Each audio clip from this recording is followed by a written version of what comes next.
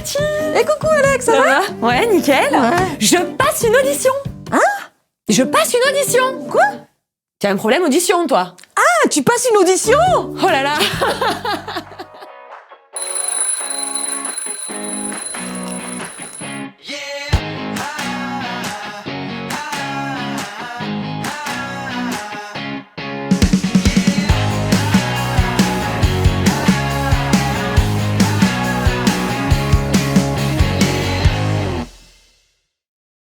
Jesus Coffee, bon matin.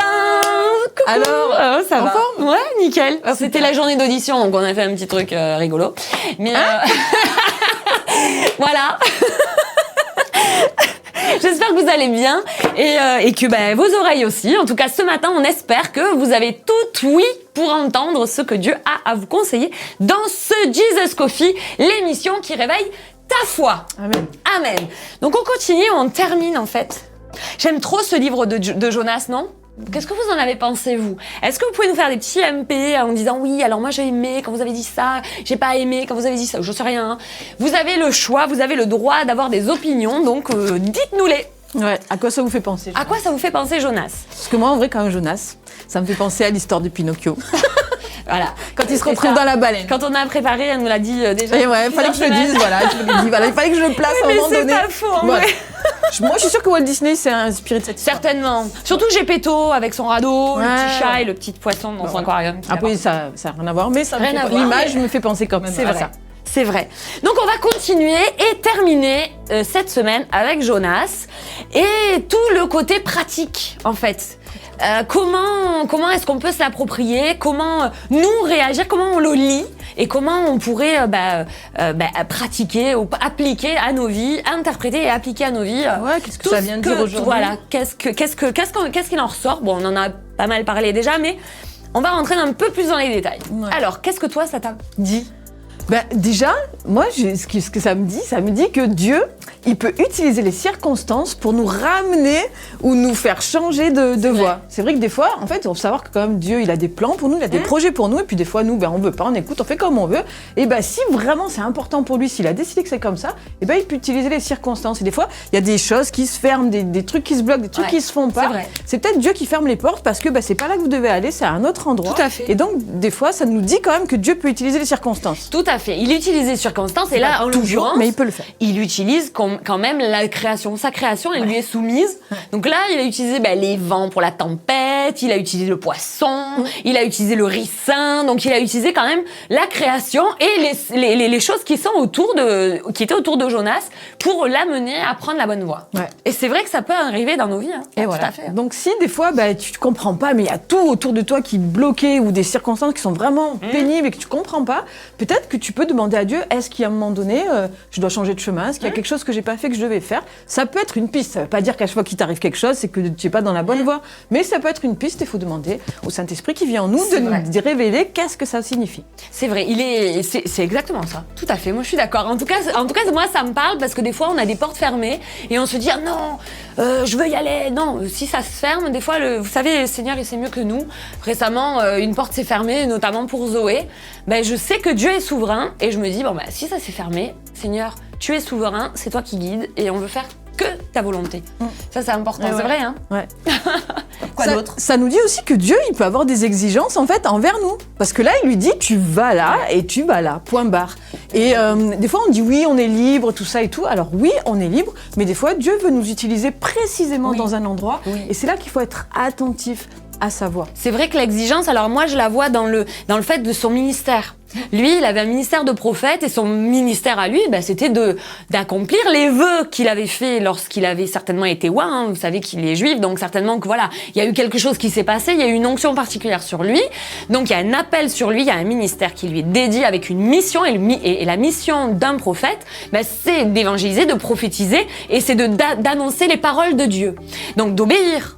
Tu obéis, tu donnes les paroles de Dieu. Donc, quand Dieu lui demande et que lui n'accomplit pas, non. Dans le contrat, quand vous avez un contrat avec quelqu'un, quelque part, il faut aller jusqu'au bout. Et là, Dieu, il a des exigences par rapport à ton ministère. Et peut-être ce matin, tu as un appel sur ta vie et tu te dis, oui, mais tu négocies avec Dieu des choses. Mais il y a des choses que Dieu, c'est innégociable.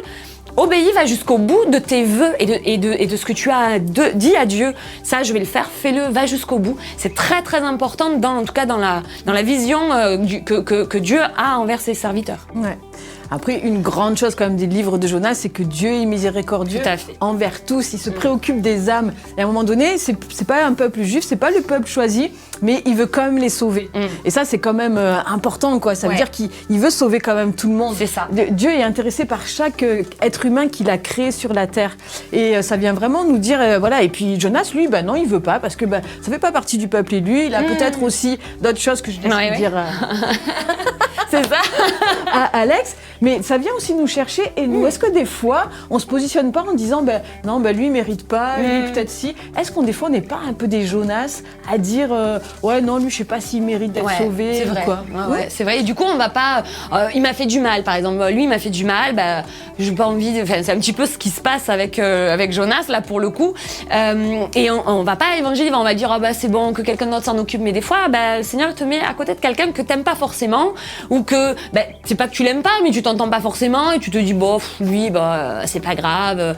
Un autre priera pour lui. Fais-le toi. Si Dieu te met à côté, c'est peut-être pas pour rien. C'est vrai. C'est vrai. Moi, il y a un truc, il y a deux petites choses là que j'avais remarqué, c'est le ricin. Alors le ricin, moi, ça m'a fait penser à ça. Le ricin, c'est une plante qui pousse à la fin. Quand vous lirez Jonas, ça met 10 minutes pour le lire, donc c'est pas non plus super long. Voilà. Donc Jonas, il est là, il râle, il marronne, il marronne bien. Et en fait, Dieu fait pousser un ricin. Et là, ouais, trop bien. Et en fait, quand derrière ça, il y a un ver qui vient dans le ricin et qui tue le ricin, là encore, il se met en colère, blablabla. Et Dieu lui dit, non mais attends, c'est quand même plus important les âmes qui sont dehors que le ricin. Et souvent, nous, on est un peu comme ça. On se dit, oui, non, mais ça, c'est ma maison, c'est mon petit confort, c'est mon petit truc, c'est tout à moi. Et puis, quand on l'a plus ou quand il y a quelque chose qui se passe, on est plus intéressé par ça, par notre matérialisme, que d'aller annoncer. Mais c'est pareil dans les églises.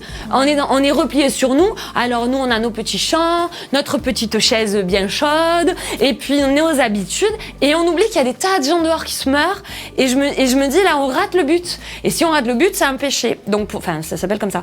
Donc, du coup, moi, ça m'a fait penser à ça, lui, il avait mis l'emphase sur, non, mais ça, moi, j'aime vraiment mon truc, quoi. Et quelque part, il était plus gêné de perdre son ricin que les âmes soient sauvées quelque part derrière, quoi. Voilà. Donc, qu'on soit pas des Jonas là-dedans. Il y a une autre chose. Qu'est-ce que t'en penses ? Ouais, très intéressant comme parallèle. Des fois, on est beaucoup plus préoccupés par ce qui nous entoure, notre petite famille, nos petits trucs à nous, et on oublie qu'au dehors, il y a des gens qui...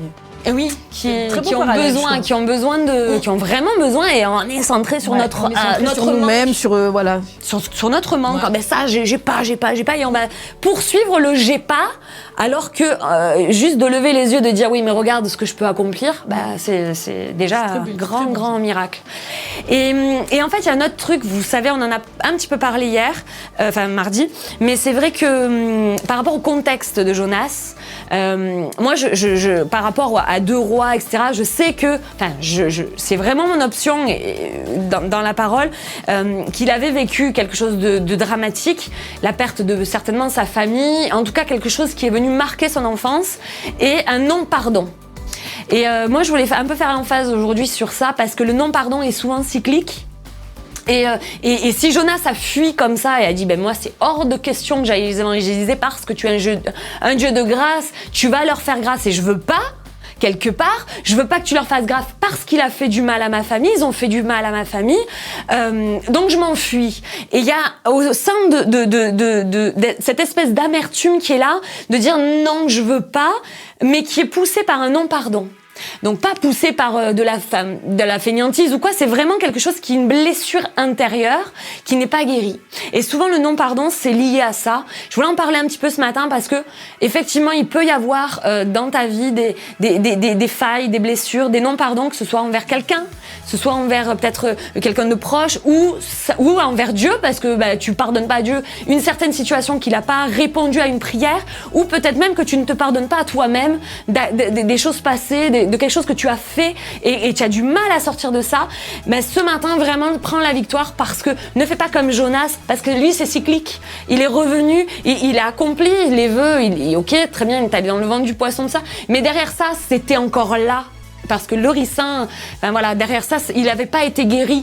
Et je pense que Dieu a mis l'emphase. Alors, il n'y a pas vraiment de fin, on ne sait pas trop comment a fini Jonas, mais moi, j'espère à dire que derrière ça, il s'est dit, mon Seigneur, guéris mon cœur, guéris-moi, pour que vraiment je puisse pardonner à mon prochain, te pardonner à toi, parce que j'ai pas compris, ou me pardonner à moi-même, parce que ben, j'ai peut-être péché et j'arrive pas à passer dessus. Donc ce matin, vraiment, prends la victoire, on va prier pour toi. Amen, ouais, c'est vrai qu'il a une colère au fond de lui qui revient. Il y a un truc qui revient. C'est vrai. Tu vois, et moi je l'interprète comme ça, ce livre, vraiment, à la lumière même des rois, parce que c'est vrai que quand on lit les 2 Rois 15, on en a parlé hier, mais quand on le lit, on sent vraiment que le contexte, c'était la guerre. Donc, puis Jéroboam, il était sanglant, hein, donc...